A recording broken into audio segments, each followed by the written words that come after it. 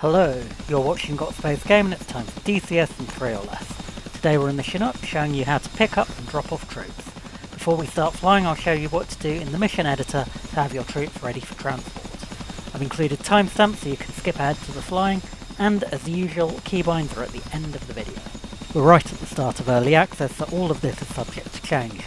Subscribe to the channel and I'll keep you updated. I've already done some very basic mission setup. We've just got our Chinook, troops to pick up, and a couple of waypoints.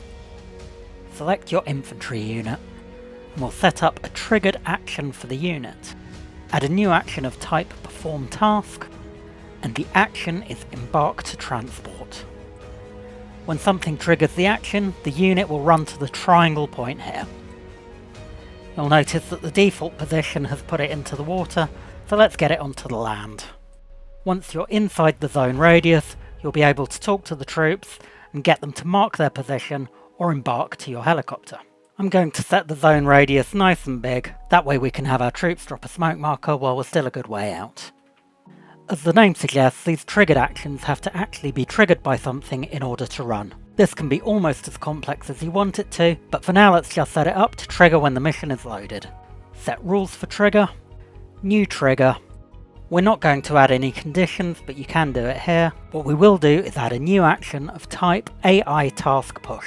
We'll set the task we're going to push to be the one that we've just created. That's everything set up, so we'll save the mission and fly it. Take off and head out to your collection waypoint. Once you're within the embarkation zone radius, you can open your comms menu. Select airborne troops, embark, mark, and the unit you want to talk to.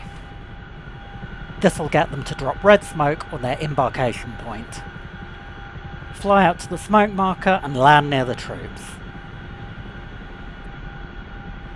Use the keybind to command your engineer to lower the ramp. The troops will currently board with the door closed, but it's probably going to be implemented, so best to get into the habit. On the comms menu, select airborne troops, embark, embarking, and then the name of your unit. The troops will file on and you'll get a notification once they're all aboard. Once everyone's on board, you can take off and either collect another troop unit or head home. At this point in early access, you won't be able to see the troops in the helicopter either from the inside or from the outside view. Hopefully this will change, and I wouldn't be surprised if there's an entirely new implementation on the way. You'll have noticed that we didn't set up any kind of a drop-off location in the mission editor, and that's because we can drop our troops anywhere that we want. For this mission, I've headed back to the base where I started, and I'm dropping the troops off at the helipad. Lowering the ramp once again, open the comms menu, airborne troops, disembark, disembark again for some reason, and then the name of the unit. Your disembarked troops will immediately appear to the right hand side of the helicopter. Anything they do after this needs to be set up separately in the mission editor, otherwise they'll just stand there. I've been Dan and you've been watching DCS in 3 or less from Got Space Game. Huge thanks to all my Ko-fi supporters, and if you found this useful, please subscribe for more 3-minute tutorials on all of your favourite DCS modules.